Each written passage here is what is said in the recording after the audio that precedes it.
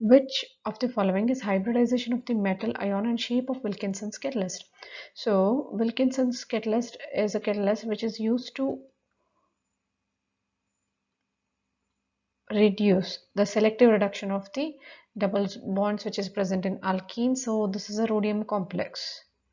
This is the formula of Wilkinson's catalyst. So the name is chlorido tris triphenyl phosphine rhodium, and since this is a neutral ligand, this carries -1, the charge on the rhodium would be +1.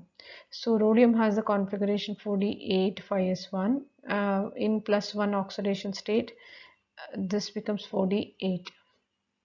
So if you write the box diagram for this, there are 8 electrons here, and chlorine is a weak ligand, but triphenyl phosphine being a strong ligand, due to the majority of the presence of the strong ligand, the electrons would pair up. As a result, you are going to get the configuration like this: 2 electrons in all these orbitals, and this is the next and S and P, 5s and 5p.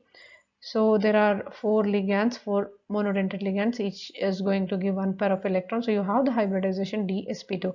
When the hybridization is dsp2, you can expect a square planar geometry. So the one which has this would be option C.